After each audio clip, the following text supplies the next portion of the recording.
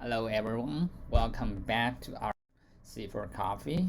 Today I'm going to start with this new toy example for you. You can pause the video and copy that to run it by yourself.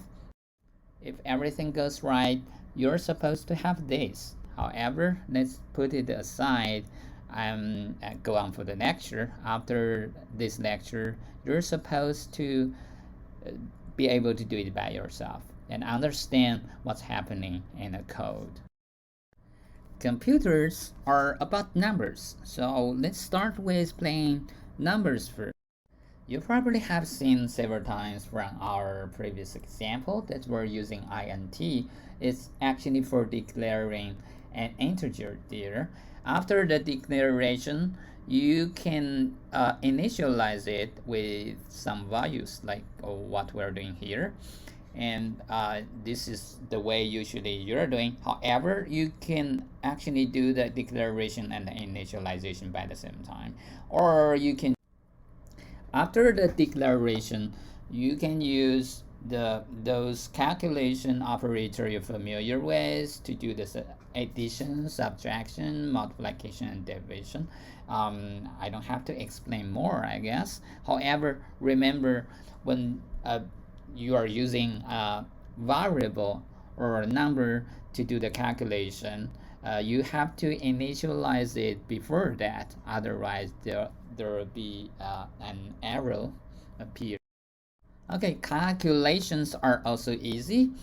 Just like the way you're familiar with, you can use the calculation operators on it. For example, here we are adding 1 to the I. It's originally 0, so this will set the value of I to 2, and this we're adding 3 to J. The value of J after that will be 3. This is something you're familiar with. I'm not going to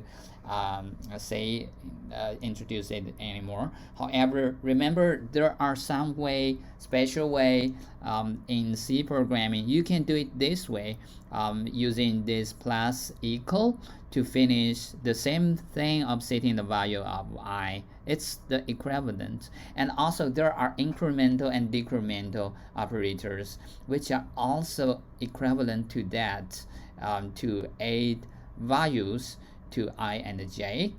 For example, this I++, each time will add 1 to I, and so this example showing J use that operator for 3 times, so the value of J will be increased 3 times, and each time with 1. So these are similar for the subtraction. I'm not okay. Today let's build a mile converter to practice our skills of using numbers. A mile converter will convert the miles given by the user to yards, feet, and inches there. The calculation is easy. I've already given several numbers related for your reference. However, before we actually do the programming, like what I have introduced or mentioned in the lecture 1, the most important thing about programming is the logic.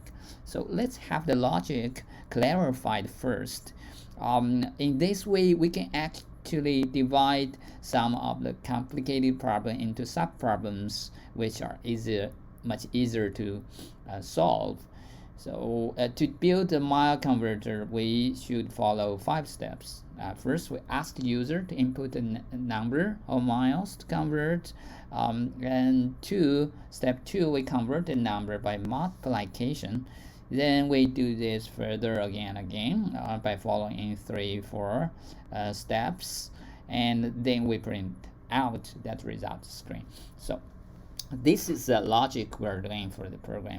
So most of the time, I would like to do it like this. I will copy these steps into the main function, and I use the comment marks to make them as comments. So they will be ignored by the compiler, but they are important for us to read the code. After that, for each of the steps, I will implement them with a few lines of code like what are shown here. Okay, then we can print the result to the screen like this. Okay, feel free to type in this code and run it.